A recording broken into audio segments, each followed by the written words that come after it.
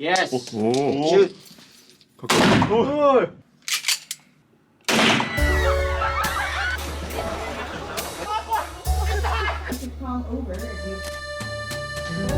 まさか自分が人生でショットガンを撃つ日が来るとは思いませんでした。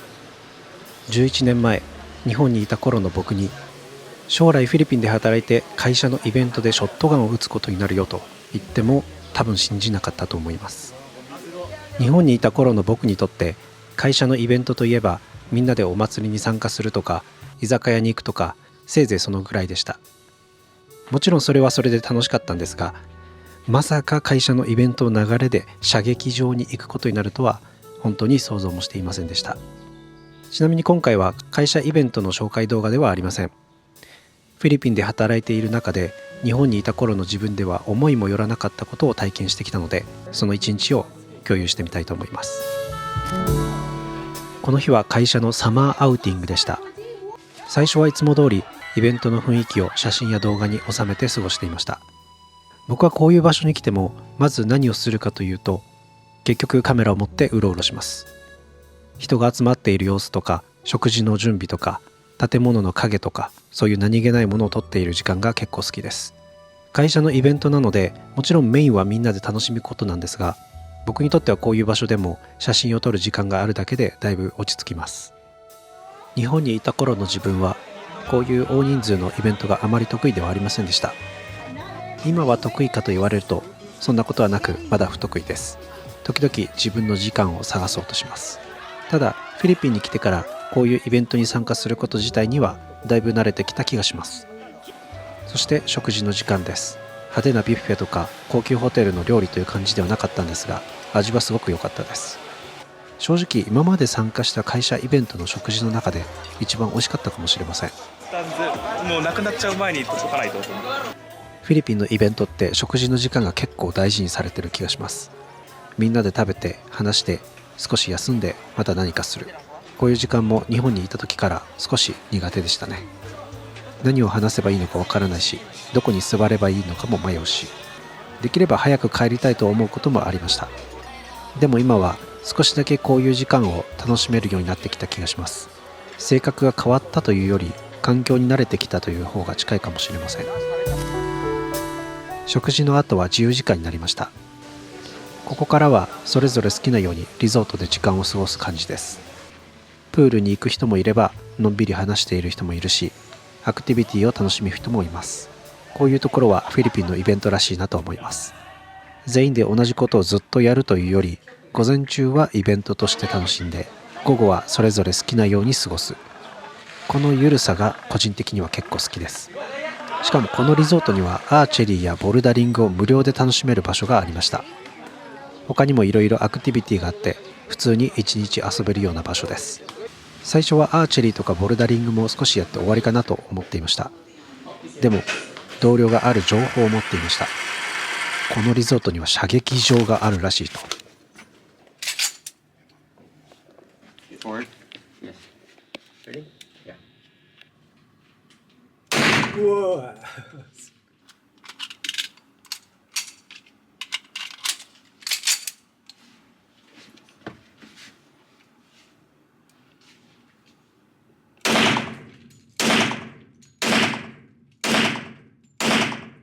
One more, one more, one more.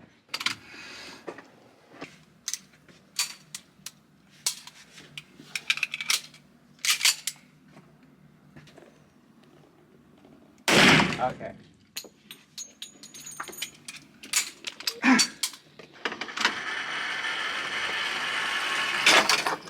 Thank you. 人生で初めて目の前でハンドガン射撃を見ることになったんですが、やはり音が大きいです。映像で見るのと実際にその場で聞くのとでは全然違います。耳に響くというより体に響く感じがありました。ハンドガンは見ているだけでもかなり反動が強そうでした。撃った瞬間に手元が跳ねる感じがあって、音もかなり鋭いです。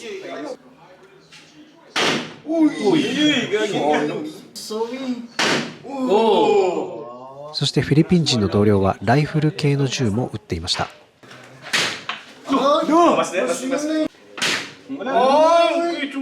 音は意外と軽い感じでした。もっと重くて低い音がするかと思ってたんですけど、実際は少し乾いたような音でした。そしていよいよ自分の番です。ショットガンを持った瞬間、まず重さがあります。映画やゲームでは何度も見たことありますが、実物を手にすると全然違います。道具というより明らかに危険なものを持っている感覚があります。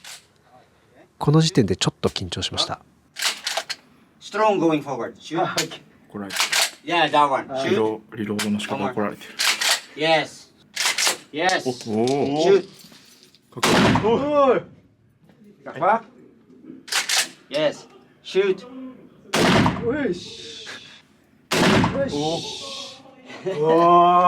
ショットガンで一番印象に残っているのはコッキングですね。ガチャっていう動きと音。正直に言うとあれはかなり気持ちよかったです。映画で見たことある動きを自分が実際にやっている、その非現実感がすごかったです。ただ撃つ前はかなり怖かったです。 Last one. 反動が強いと聞いていたので肩が痛くなるんじゃないかとか、ちゃんと構えられるのかとかいろいろ考えていました。そして実際に撃ってみると体全体にドンとくる感じがあります。 Okay. Ready? Shoot. そして戻ってきた紙の的を見たとき、少し怖くなりました。頭のあたりが破れてたんですよね。これは本当に簡単に命を奪えてしまうものなんだなと思いました。銃というものは映画やゲームの中ではかっこよく見えることがあります。でも実際に撃ってみると楽しいだけでは終われない怖さがあります。すげえ、あんなでかいのに登れる。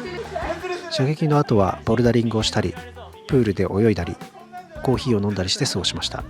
射撃の後にボルダリングをすると急に平和です。さっきまでショットガンを撃っていた人間が今度は壁にしがみついています。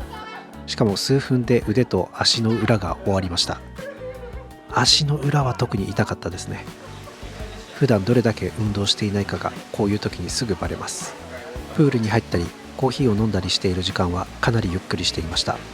午前中にイベントとしてみんなで楽しんで、午後は同僚と話したり一人で休んだり、それぞれの過ごし方があるこのサマーアウティングというイベントは個人的には結構好きです。強制的にずっと盛り上がらないといけないという感じではなくて、楽しむ時間と自由な時間のバランスがちょうどいいです。この日は思ったほど写真は撮りませんでした。でも少しだけカメラを持って歩いた時間がありました。そしてその時間はショットガンとは完全に正反対でした。僕にとって写真は少し瞑想に近い時間なのかもしれません。この日一番強烈だった体験は間違いなくショットガンです。でも一番自分らしかった時間はやっぱりカメラを持って歩いていた時間でした。11年前日本にいた頃の僕は将来自分がフィリピンで働いて会社のイベントでショットガンを撃ってその後リゾートで写真を撮っているなんて絶対に想像していませんでした。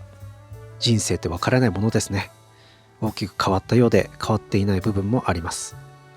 新しいことを体験するのは楽しい。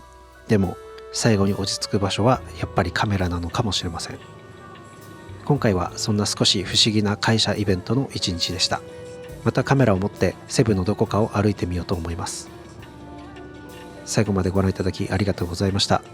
この動画を面白いと思ってくれましたら、ぜひチャンネル登録と高評価をお願いいたします。それではまた次回お会いしましょう。さようなら。